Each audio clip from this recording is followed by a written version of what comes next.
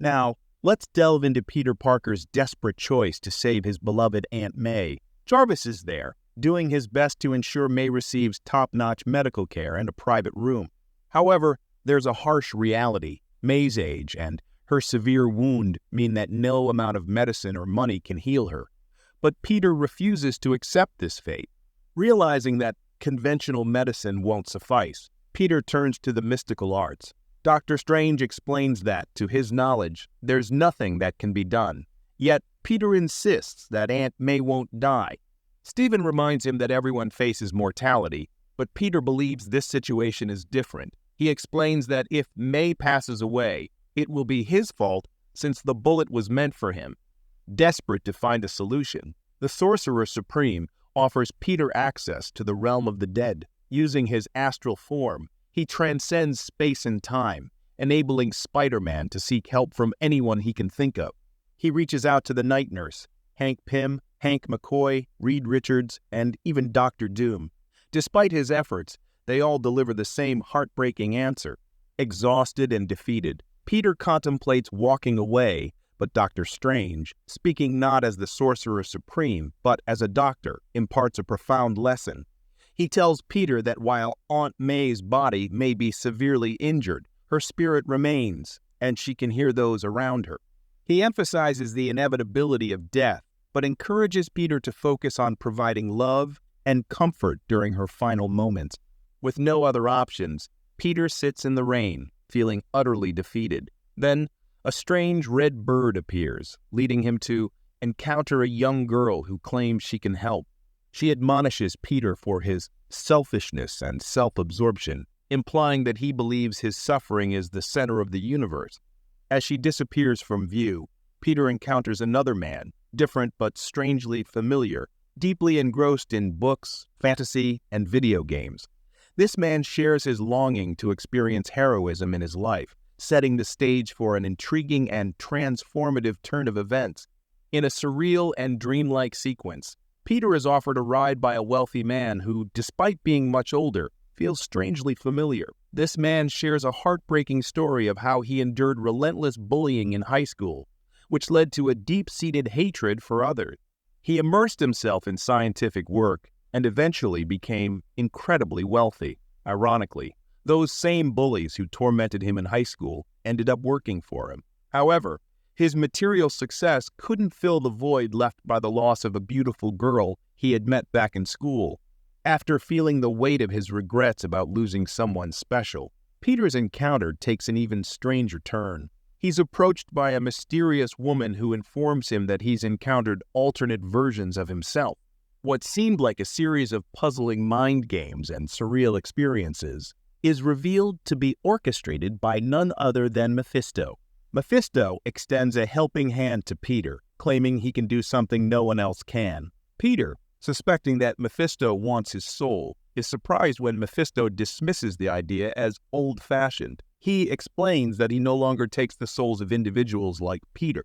Instead, he offers them a different deal, one that involves spending eternity in hell, but with a sense of righteousness and nobility, knowing they saved someone else's life. According to Mephisto, it's not as enjoyable for him when there's no fun involved. Mephisto then leads Peter to a motel, only to reveal that he's having a similar conversation with Mary Jane. The story takes an intriguing and morally complex turn, as Peter is faced with an incredibly difficult decision that could change the course of his life and his relationship with Aunt May forever. He explains to Peter that his true desire is to deprive him of the happiness and solace that sustains him during his darkest moments. His intention is to steal Peter's love and dismantle their marriage. Mephisto grants them one final day to deliberate, informing them that by midnight they must choose between losing Aunt May or dissolving their marriage. During their remaining hours, MJ grapples with the question of selfishness as she ponders May's well-lived life filled with love and joy, with Peter as her unwavering support every step of the way. She acknowledges that Peter has accomplished more than anyone could have hoped for, but she wonders if this might simply be May's time. He reassures her that she's not expressing anything he hasn't already considered. Ultimately, he believes he would bear the blame for Aunt May's passing, The awareness that he was the cause of her demise, he was the one who led to her death, would shatter him. MJ is now in tears, realizing that if she rejects this offer, she would be accountable for Peter's emotional turmoil. Peter comforts her, assuring her that he wouldn't break apart if they make the choice together. Somehow, he could find a way to live with himself. For the remaining hours of that day, they simply hold each other, finding solace in each other's presence. MJ confides in Peter, sharing that she vividly remembers every small detail of their time together, and regardless of the outcome, those memories would forever be cherished and unassailable. As the deadline approaches, Mephisto appears and explains the mechanics of the deal, revealing that it involves unraveling their marriage. MJ points out that this arrangement won't resolve the underlying issues, as Peter's identity remains public and May would still be in danger.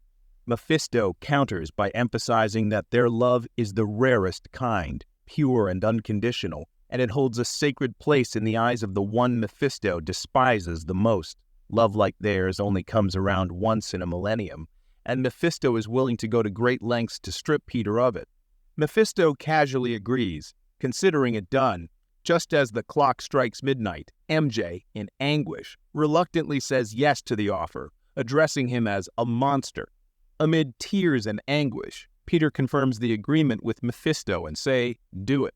With the deal sealed, Mephisto discloses a chilling secret, revealing that the red-headed girl who initially led Peter down this path was actually their daughter, a daughter who will now never exist because Peter chose Aunt May's life over hers.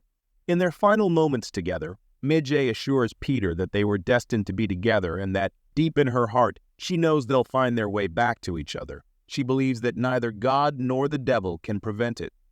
They share one last kiss, and the entire marriage, two intertwined souls, two shared lives, all the highs and lows, laughter and tears, and all the precious moments they experienced through the years vanish.